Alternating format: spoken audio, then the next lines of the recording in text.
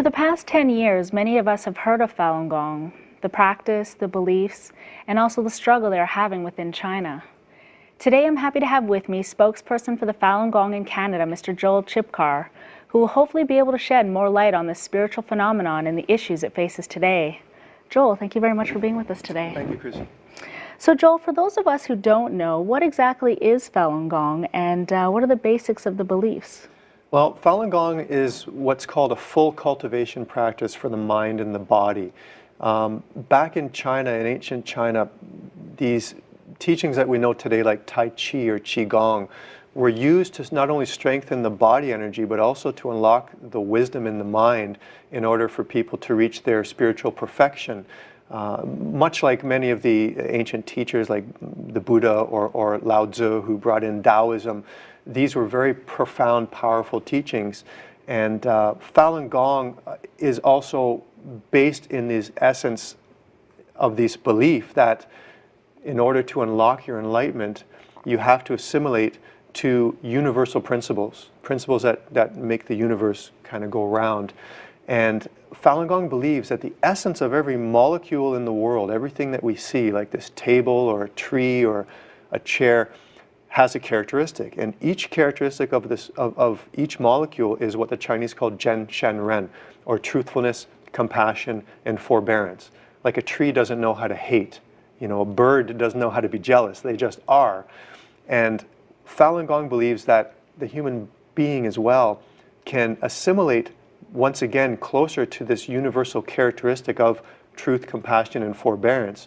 And once we do, that we will automatically unlock our spiritual awareness in our enlightenment. So Falun Gong itself is a way of life. People incorporate these principles of Zhen Shen Ren, truth, compassion, and forbearance, in their everyday life. So we as practitioners try to eliminate our selfishness. You know, we try to eliminate our anger and learn what it means to really truly be a good person.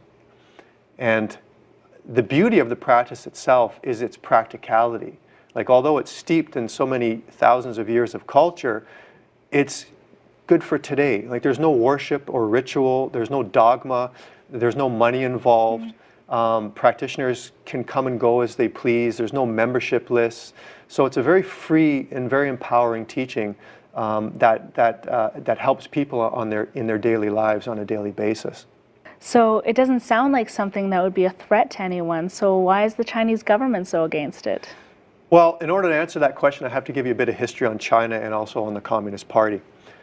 China is a country steeped in 5,000 years of culture, and in this 5,000 years, the entire society believed that gods existed.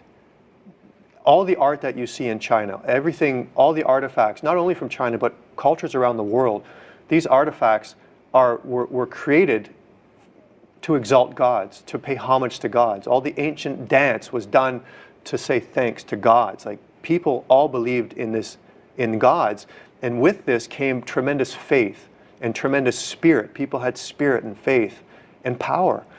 When the Communist Party came into China, it was Mao Zedong and his gang who imported communism from the West into China, and basically, through a violent campaign, initiated this new communist teaching into China. And with it came the number one principle that in order to suppress the people, you have to eliminate their spirit. You have to kill their spirit. You have to eliminate their faith. And this is exactly what the communist government did. In 1966, they started what was called the Cultural Revolution. And in the Cultural Revolution, they basically eliminated in people's minds that gods existed, that gods did not exist, and that the Communist Party was God, that the Communist Party could control heaven and earth, and the Communist Party was great, glorious, and correct. So you don't need a God. All you need to do is put your faith in communism, in the Communist Party. And I'm not making this up. This was actually in the Communist Manifesto. So in this time, from 1966 right up until the end of the mid-70s, the communist government eliminated people's faith by violent campaigns, by destroying hundreds of thousands of temples and shrines, and by indoctrinating in people that there is no such thing as God. So now you have inside China a very atheistic faith, a very atheistic society, which, who have their religions. They have Buddhism and Taoism and Christianity. But these religions are forced to swear allegiance over the Communist Party, over their belief in God. So every religion in China today is controlled by the Communist Party. If you're not, then you're banned a heretical organization and you're persecuted. But when the Cultural Revolution ended in the late 70s, the government started getting concerned because after eliminating the faith of people, they started to get sick. They started to get diseases. It's a very common principle that if your mind is peaceful, your body will follow. If your mind is plagued or if you have no faith, you're going to start getting sick. And in the 1980s, the communist government started letting back into China some of these spiritual treasures from the past, like Tai Chi and Qigong, that used to be full cultivation practices for the mind and the body, but now they were only for healing and fitness. They were only for the body. So the regime did not allow the spiritual aspect, they only allowed the physical aspect. And in the 1980s, you had a huge Qigong boom, and millions upon millions of people started to practice Qigong and started to become fit. In 1992, the founder of Falun Gong, Mr. Li Hongzhi, debuted Falun Gong into China. And Falun Gong once again brought not only the exercise regime to help healing and fitness, but also the cultivation practice for the mind. So he brought back into China the full cultivation practice of mind and body.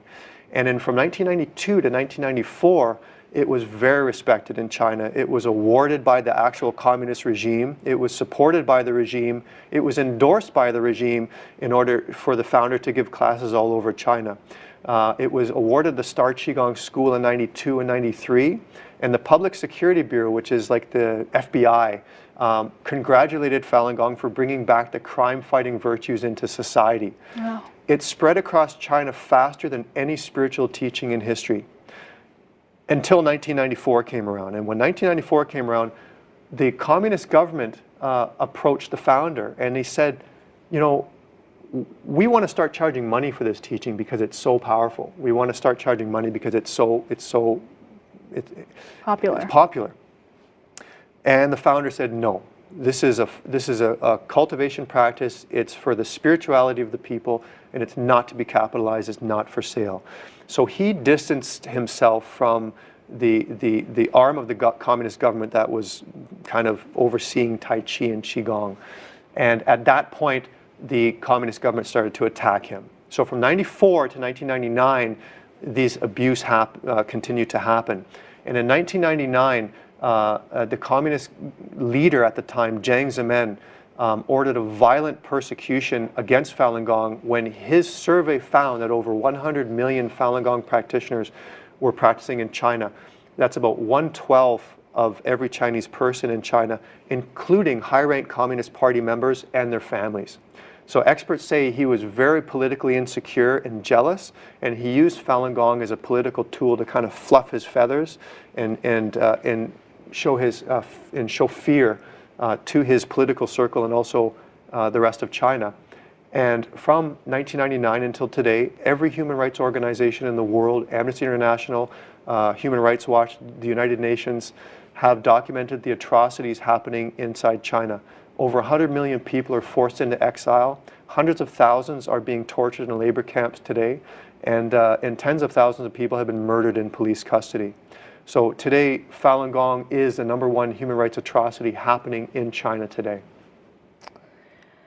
Well, many say that the Chinese government cracked down on Falun Gong because they were afraid that spiritual practice like Falun Gong could overtake the government, something which had been done in previous dynasties. Yeah, I'd say that this is really a moot point.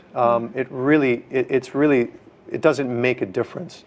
There's an old saying, don't think about why a crazy person does a crazy thing, or it will drive you crazy too.